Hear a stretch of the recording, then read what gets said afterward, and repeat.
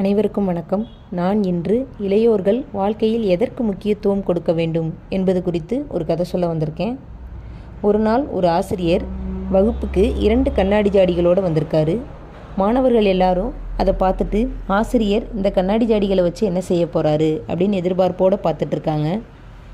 ஆசிரியர் முதல் கண்ணாடி ஜாடியை எடுக்கிறாரு. அந்த ஜாடிக்குள்ளே முழுவதும் தண்ணீரை ஊற்றிருக்காரு.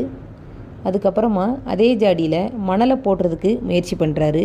ஆனால் தண்ணி கொட்டாமல் மணலை அவரால் போட முடியலை. அதுக்கப்புறமா சின்ன சின்ன கூழாங்கற்களை போடலான்னு முயற்சி பண்ணுறாரு.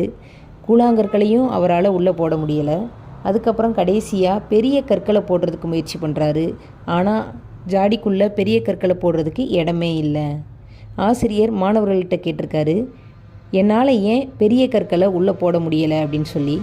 அதுக்கு ஒரு மாணவன் எழுந்து பதில் சொல்லியிருக்கான், ஆசிரியரே, நீங்கள் முதல்ல தண்ணியை ஊற்றிட்டீங்க, அதனால தான் இதுக்குள்ளே பெரிய கற்களையோ கூழாங்கற்களையோ எதையுமே போடுறதுக்கு இடமில்லாமல் போயிடுச்சு அப்படின்னு சொல்லியிருக்கான். உடனே ஆசிரியர் சரியான பதிலை சொல்லிட்ட அப்படின்னு அவனை பாராட்டிட்டு இன்னொரு காலி ஜாடியை எடுக்கிறாரு. அந்த 2வது ஜாடியில் இந்த முறை முதல்ல பெரிய கற்களை உள்ளே போடுறாரு. அதுக்கப்புறமா சின்ன சின்ன கூழாங்கற்களை போடுறதுக்கு முயற்சி பண்ணுறாரு.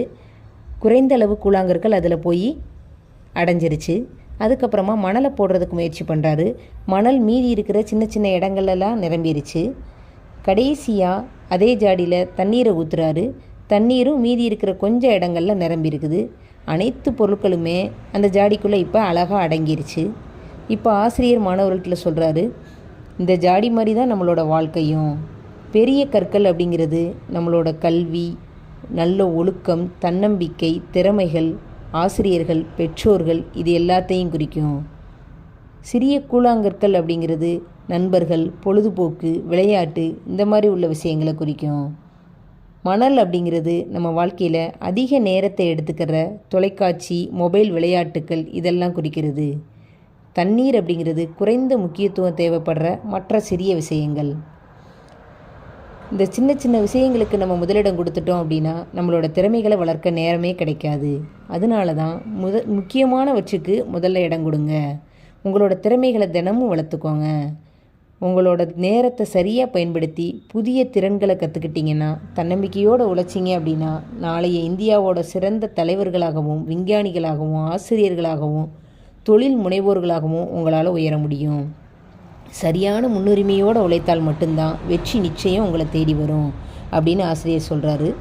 அன்னைக்கு அந்த வகுப்பில் இருந்த மாணவர்கள் எல்லாரும் வாழ்க்கையில் எதுக்கு முக்கியத்துவம் கொடுக்கணும் அப்படிங்கிறத புரிஞ்சுக்கிட்டாங்க. நண்பர்களே, நீங்களும் வாழ்க்கையில் முக்கியமானவற்றிற்கு முதலிடம் கொடுங்கள். வெற்றி தானாகவே தேடி வரும். நன்றி.